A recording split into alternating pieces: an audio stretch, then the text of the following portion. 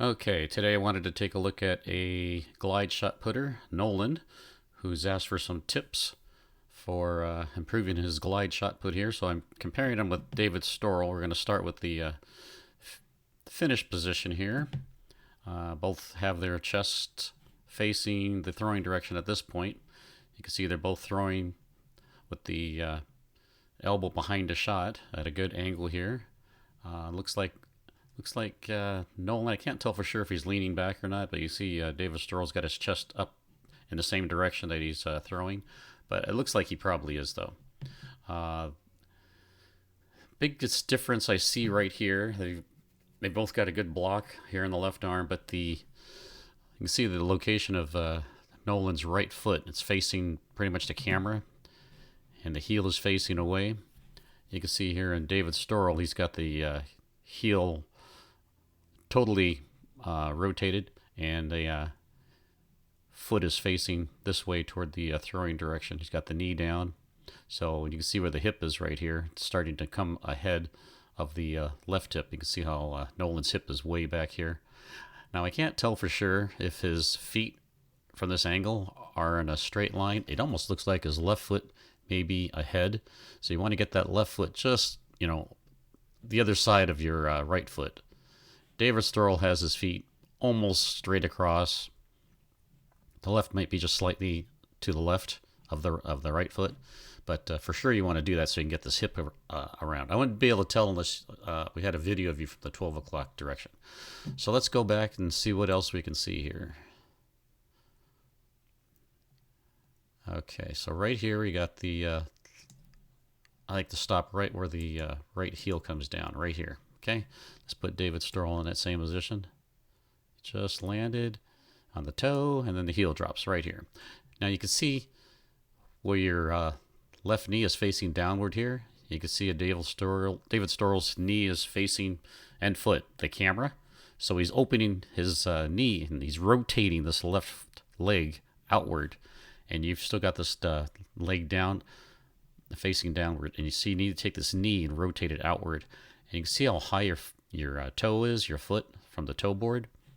You see David Storrell's is almost right here at the top of the toe board. So you've got quite a ways for that foot to come down. So you want to have that foot a little bit lower when your right foot's in this position. You've got a good angle here. You've got a good position where you've got your left arm and your over your body here to the keeping you closed off. The thing is, you can see when you rotate that left leg outward, your hips won't be so closed. Your hips right here are closed because they're matching your shoulders. They're both facing the back here. You can see when David Storrell, while he has his shoulders facing the back, his hips are open to the camera. Okay, so let's go forward a little bit on you and see what happens. That's good. You're not cartwheeling, which is the head coming up too much. You're moving linearly here. You're shifting your hips toward the toe board so you can get your foot on the toe board right there. Okay, that's good. So you're moving horizontally there. And then the next point I like to look at is when the left toes make contact. So let's put you both in that same position right here. Okay, you can see you're a lot more closed off than David Storrell, but that can be okay. Yeah, you've got the shot wrapped up a lot farther back. He's got it right here. He's pretty much got his shoulders in line with the throwing direction. But that's okay. You're wrapped back. The problem is you probably wouldn't be in this position if you had this left foot or knee here, the whole leg rotated outward. You see how David Storrell's foot is facing more the throwing direction? And the knee is out here. Right here is this what we call the saddle position or the cowboy position. So you've got both knees facing outward from each other, and you've got the shot outside here, outside the knee, over the toes. You've got the shot here pretty much in line with your shin, okay? So the shot needs to be out past here. I think what's happened is, see how David Storrell, as he's coming down, his knee, as he's shifting his weight toward the toe board, the knee is coming with it. Watch this knee right here, the right knee. Okay, there's the left heel down. Then he shifts the forward as the left foot plants. You can see how that knee starts to drive forward. Okay, yours just stays here. So you want to keep rotating it. You can see the problem right here too. You're coming up on the heel. Okay, the toes are lifting. You're rotating off the heel, and that could be you're sitting back a little bit, maybe because this left foot is too far to the right. Okay, so you want to bring the toe up, or you want to bring the heel up so you're on the toes. Watch David Stoll right here for a second. So he comes down, drops the heel, and he brings the heel back up, and then he rotates the foot. Okay, he brings that heel up so he can bring this knee forward. Okay, and then you can see how he gets it rotated to the front. If you watch this right leg, here's the motion. Heel comes up, rotates inward over the big toe, and the whole leg rotates forward. He gets the heel really high. That keeps the knee down. Okay, so he's driving forward. He's not trying to jump upward. And now let's watch your right leg. There's not too much movement here, okay? So try to get that heel up. Try to get the weight on the inside of the foot, on the toe. Okay, not the heel. That'll allow you to drive this knee forward and down right to the front. Okay, that's probably what's stopping you right here too. You're not coming off the toe and allowing that foot to rotate and get that knee down, which will bring this hip forward.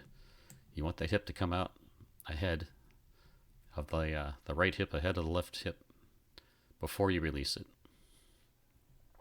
Okay. Okay, let's take a look at here. You don't have a dynamic start like David Stoll, so we'll start right about here. Compare you with the knees together.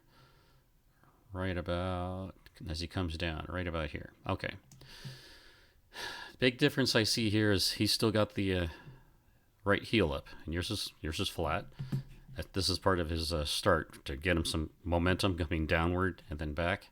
So we'll start when the heel's down right about here. Okay. That puts you right about here. That's a very good angle on the right leg and the left leg. So you've got kind of the 90-90 here. 90 degrees, 90 degrees. Okay, as you're pushing back. Here you can really see it. Almost 90 degrees here and then 90 degree here. Okay, so let's watch as you come off the heel. That's good right there. You've got a good angle here on your leg, so you're driving toward the toe board. You probably can extend this leg more. You see how it's still bent? See how you're not fully extending it? That'll give you more drive forward across the circle. You can see David Stoll here as he fully extends that leg. Okay, and he gets it. This is as high as he brings it right here. So it's still angled downward. Let's take a look at yours. Yeah, you can see the heel starting to come upward. See, heel's right here. You see it come upward. You don't want to go up. Okay. You don't want to have any delay. You want to get that foot down as quick as you can after you've shifted forward a little bit right there. Okay. All right, so let's take a look here. The left arm wraps back around. Toe, heel. Okay, and then the rest of it we've already seen. All right, so if you make any changes, maybe post another video. And if you get a video from the 12 o'clock position, this is from the 9 o'clock. From the 12 o'clock, it'd be good. And we'll take a look at it. All right, thanks.